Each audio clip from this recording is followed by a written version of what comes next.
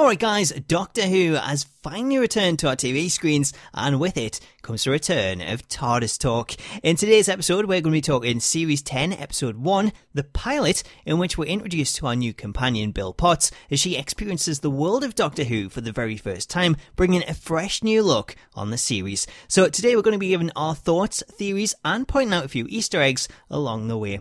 As always, I'm joined by my partner in time, Miss Revolution. So Elle, what were your initial thoughts on the episode? Did you like it? And what did you make of the new companion?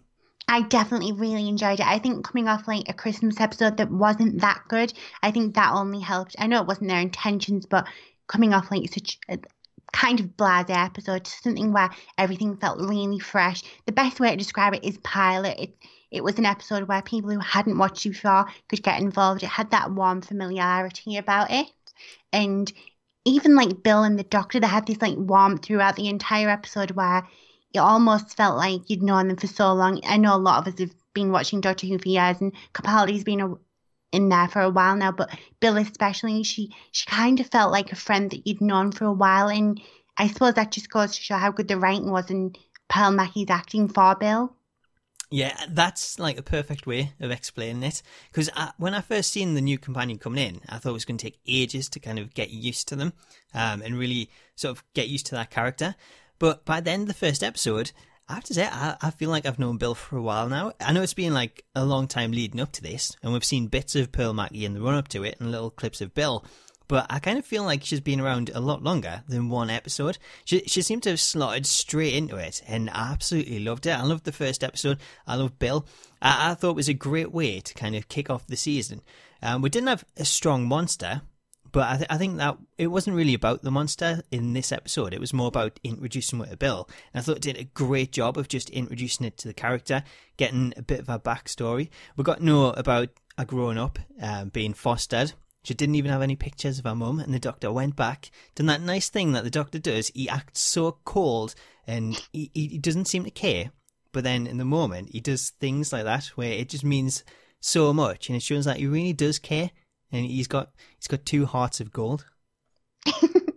Out with the puns already. I think one thing I really enjoyed was kind of like a fresh take on the Doctor companion role, where you've got him as a lecturer and then her as a student, and he almost takes Bill's kind of letting her like learn things and being the tutor. He kind of takes that priority over that to just taking her around in the TARDIS and things, which I thought was kind of something different. And I think on paper, if I'd have read that it was going to be more in like the student halls and things like that, I think I would have been a bit hesitant, but I think it was quite nice not to have the TARDIS there all the time and only use it for when it needed to be used.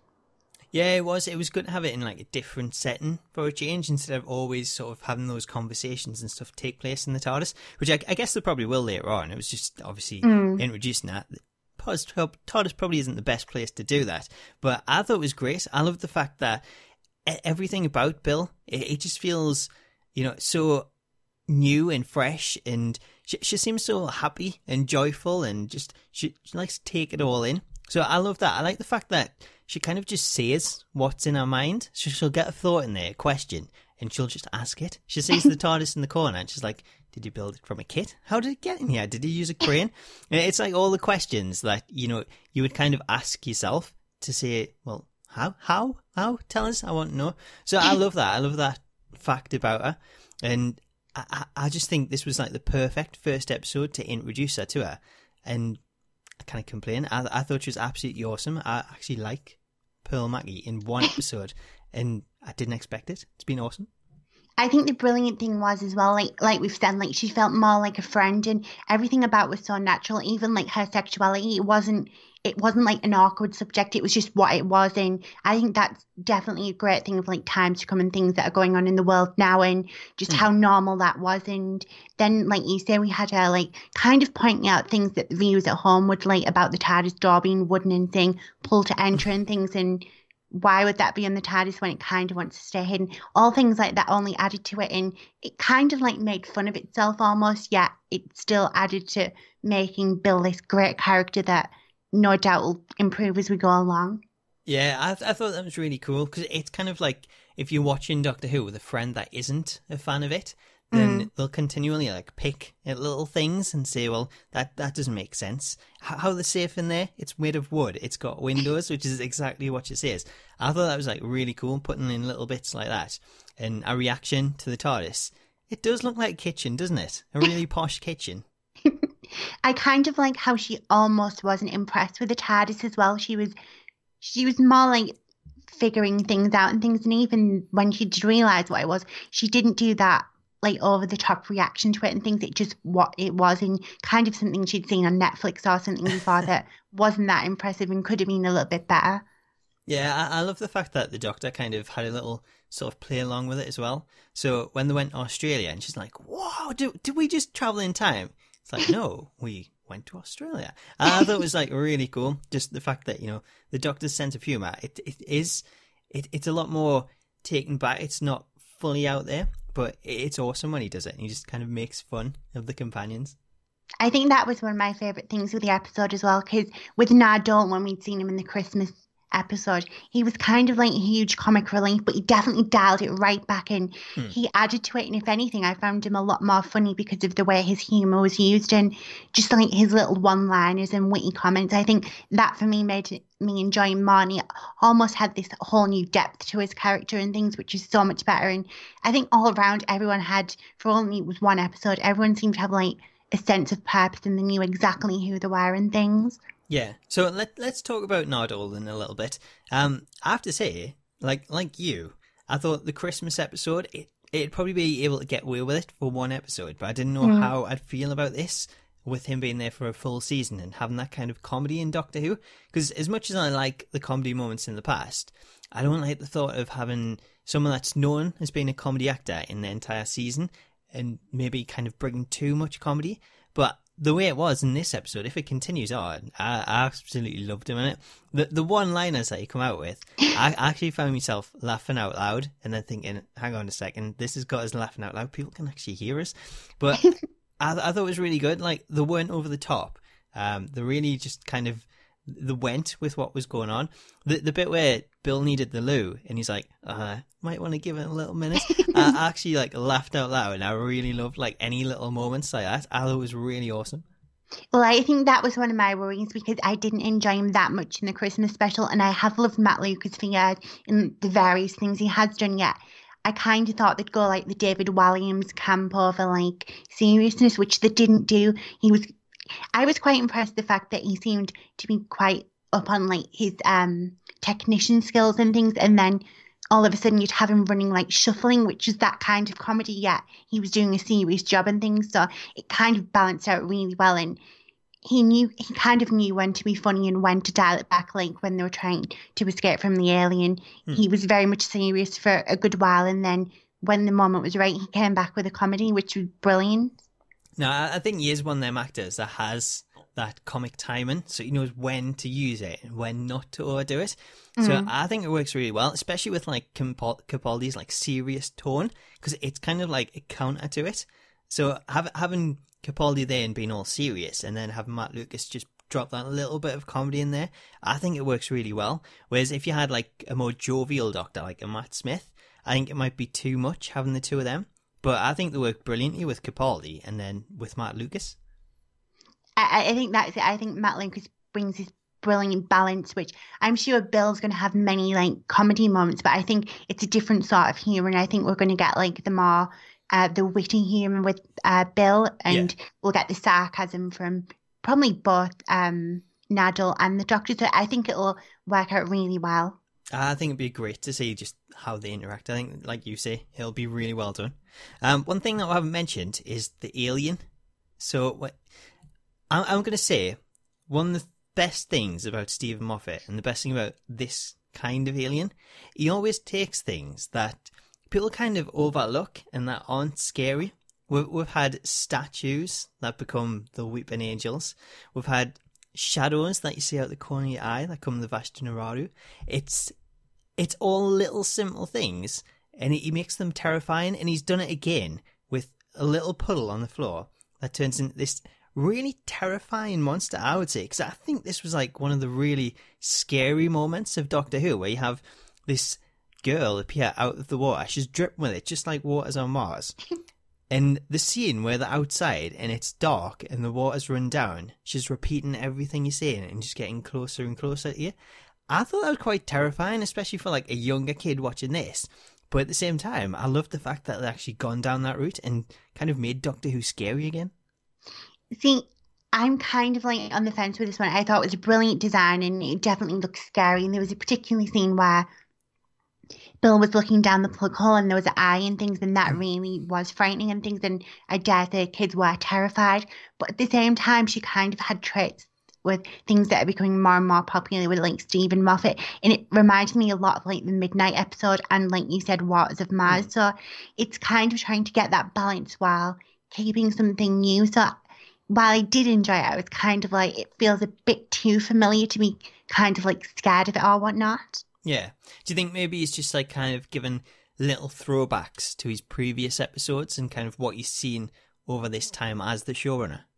I think that's kind of one thing I did wonder. I wonder if things like where we haven't ever had like an answer about Midnight and things, I wonder if those will kind of come back with it being his final season and things, or this is just like a nod to those. I don't really know, but for me, he's definitely a brilliant writer, but I think it felt a little too soon from things like The Waters of Mars and Midnight, especially with me having such a good memory of it. And yeah, the Midnight's one of my favourite episodes. I don't know, it felt a little too close to home. No, I get what you mean. They were like both similar. The Waters of Mars thing, especially like just the look of it, but then the whole repeating thing from Midnight, that was a really cool part of that episode. I liked it in this one, but I guess what I said earlier, it didn't really have to be about the monster or the alien this time around. It was more about just Bill and introducing him to her. So I didn't mind the fact that he kind of reused things that we'd seen in the past. And then if he keeps the sort of new stuff for the rest of the season, now that we're introduced to Bill, I'm all happy for that. But I will say, I think definitely when you found out like what the purpose of the alien and things were, I definitely enjoyed it a lot more. It felt a lot more humane, and I kind of felt sorry for the alien and things. We never really got a huge answer to what it was. It was some oil or something, but it felt, I don't know, there was a bit more like gravity towards it and things, and you almost felt sorry for it in some sense. Yeah, he did, because it wasn't like, I think he says it was like part of the spaceship as well. That kind of, well, what I'll say is, he says it was space engine oil, a part of the spaceship that transforms into whatever it needed to be. Kind of like a Tardis, I guess, in a way. But I thought it was cool the fact that, you know, you think, yes, it's taken this person, it's killed someone on Earth, as the doctors pointed out. But in a way, it's kind of only taken that person because, as we see in the episode, she was someone that wasn't happy where she was and she wanted to get away. And being her last thought of promising to Bill that she would never go, she's kept a promise as well. So it's not like it's some evil alien. I actually did feel quite sorry for it and for the girl herself, for Heather. I think that's what is really great about Stephen Moffat's writing. It goes from one extreme to the other, and he just bridges it so well, even where it might not look really intimidating. In this case, it did, but in the end, it all works out, and it was just done so good. It was. So let's move on.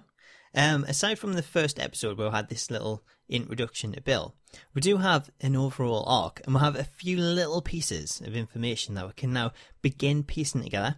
So what we know so far is that the Doctor's at the university for a reason. He's in disguise, he has promises to keep, and that no one can know about him. Then additionally, we also know that he has some kind of what looks like a Time Lord vault underneath the university, something that Nodal actually seems to know how to open, as he, I don't know if you noticed, but he seemed to be the one giving the Doctor the instructions to rotate it and how to open it. So that's a bit of a mystery as to what's all going on with this. I think this is going to be the overall arc in the season, leading up to the reveal of what or who is inside. What do you make of it? Have you got any ideas on who's inside or what the Doctor's doing on the campus? See, I'm like the most annoying person ever because yes. I was literally picking up any single line. Like there was a scene about what difference having a crush on someone can make, and things. And I was automatically thinking, oh, something to do with the river, even though it had nothing to do with the river at all.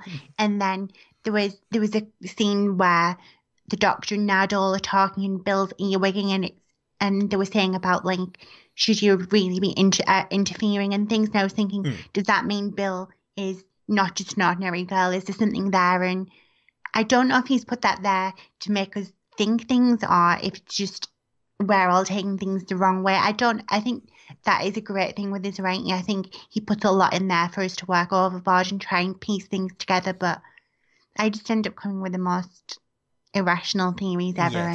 Yes, you do.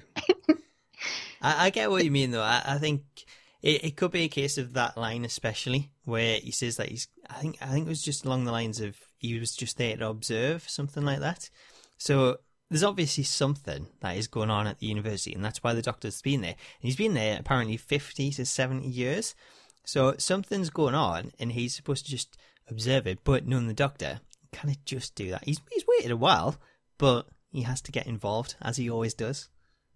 I think the fact that the Doctor hasn't run off and done something else, I think that kind of points out that there must be something really, really important in the vault, because the Doctor usually does run where he's sticking to this promise to whoever it is via the psychic paper and things, and he's going to stay and he's going to protect the vault.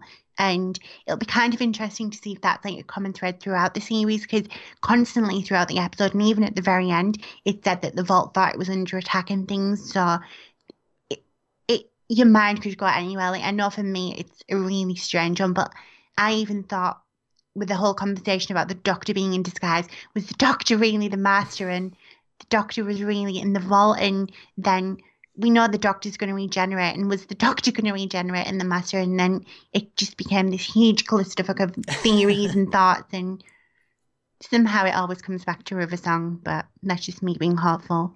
Oh, it's great to see how your mind works, because it just seems to have gone in a complete overdrive at the minute. There's so many theories. I'm sure one of them will come to pass. But what do you think, though, inside? Do you think it's going to be something that he's protecting, or some person? Because I think I'm leaning towards it being a person, especially with you mentioning the psychic paper.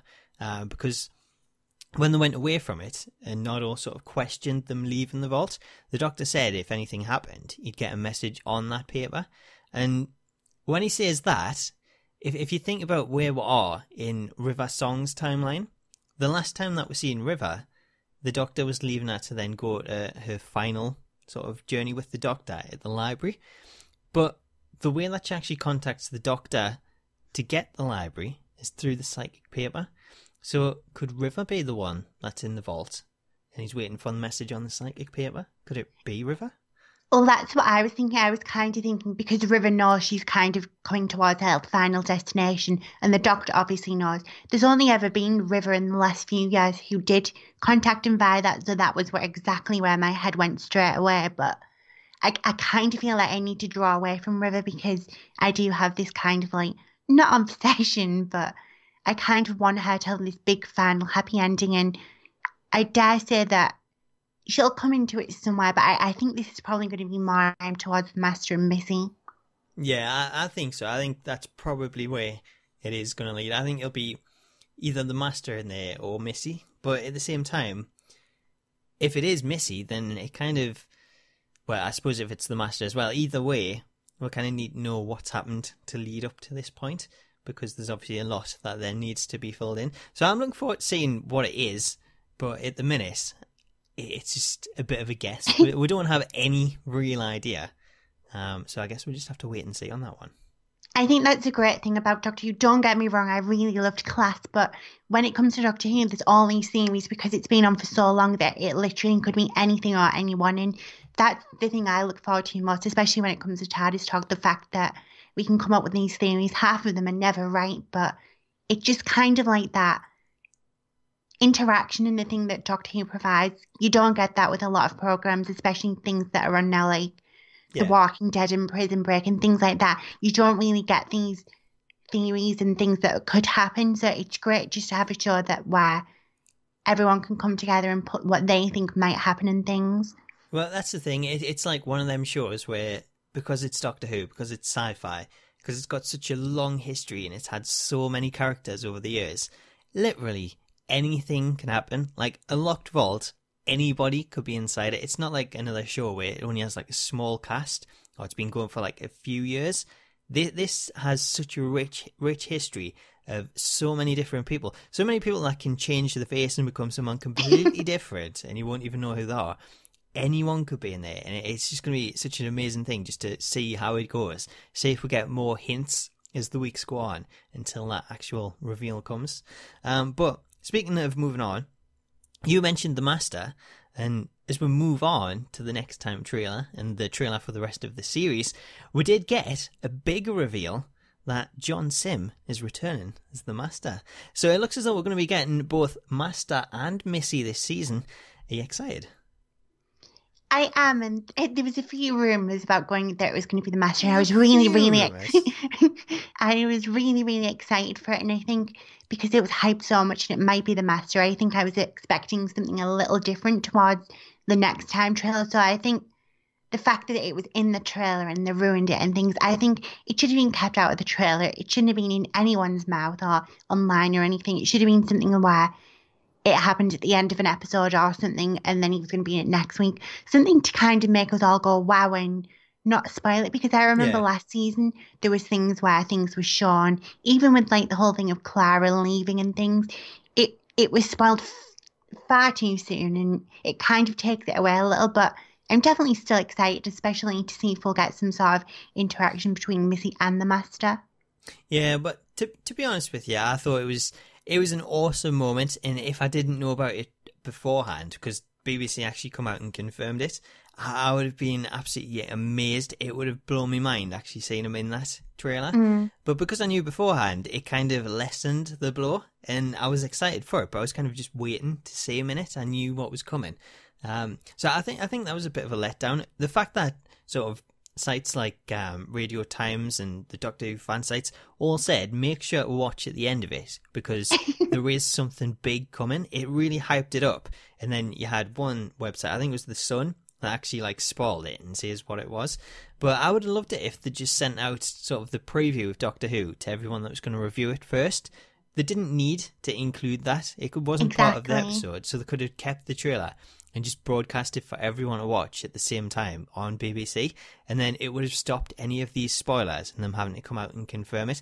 And I think if they'd done that, like I say, my mind would have been absolutely blown. I would have absolutely loved that. It's a huge thing because I absolutely love John Sim. I just cannot wait to see where they go with him. What's he been up to? How's this transformation going to Missy? Is it Missy? Is it somebody else? We don't even know for definite if Missy is the Master. It could be all a big ruse. So honestly, I cannot wait. I love the whole Master stuff and absolutely love Missy as well. So having the two of them, they could even work together. There is so many things that they can do. It is going to be awesome. I don't care what the story is. I'm just looking forward to seeing the two of them on screen together.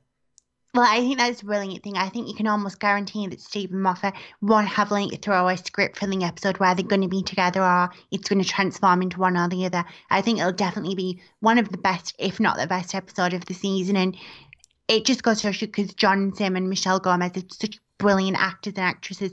I think I dare say they'll knock it out of the park. And it's almost a shame that we didn't have everyone else back as well because I just think some of the interactions we could have got I think would have been brilliant, but I definitely think this is something that a lot of us have wanted for a long time now to kind of see how John Sim became Michelle Gomez and things like that. So I'm definitely excited. It's got my mind going all over the place and maybe he's in the vault, maybe he's not. Maybe. We'll have to wait and see, but it's, like you say, it's got Gallifreyan marks on there, so it could well be there's a Time Lord trapped inside. Who is, though? We're going to have to wait and see. But speaking of Gallifreyan marks and little things like that, Easter eggs, we do have a few Easter eggs from the episode, so I'm going to go through these. Firstly, we'll have some obvious ones. We'll have a picture of River, which I'm sure got your mind buzzing. We've got the Doctor's granddaughter, Susan. Of course, sonic screwdrivers on the Doctor's desk. But did you also notice that there's a raven hiding behind those screwdrivers, which is kind of a reference to Clara? We had the bust of Beethoven from last season and the Doctor playing his Fifth Symphony. Then we had something you spotted, a panel from the Mary Celeste ship, which actually seen the first Doctor, Ian and Barbara, materialise on, so that's been in Doctor Who's past. We had Miss Quill's blackboard from class, and the Doctor was actually using that in the episode. So did you pick up on those? Yeah, considering I gave you half of them. No, you didn't. No, I think that's another thing that's so good about Doctor Who, regardless of what episode it is, there's always some sort of Easter egg. And I myself, I was the one who picked up on the Mary Celeste, and automatically I thought, well, that must be in some sort of relation to Doctor Who because it stood out a mile for me. So Yeah. it's good to go back and kind of see what's been in something before. It kind of feels like going to see like Star Wars or something at the cinema. There's always sort of like an event and kind of like it's almost in a sense like Where's Walney, like you'll go back and you'll pick something out and see what relation that has to Doctor Who. So it's almost like a game in itself. It is. It's like you said, it's got such a vast history. Then that's one of the best things about it. You can always fit in loads of little Easter eggs and references, throwbacks, everything to everything that's gone before. And it's just a really cool little extra thing to do when you're watching the episode. So let us know if you spotted those in the comments and if there's anything else that you spotted that we missed. Anyway, though, that brings us to the end of this week's episode of TARDIS Talk. But make sure to get involved. Let us know your thoughts on the episode as well as your theories for this season in the comments, as well as following us on Twitter at TARDIS_talk for live reactions, tweet-alongs, and more Doctor Who goodness. Until next time, though, have yourself an awesome day. I'll catch you later. See you next time.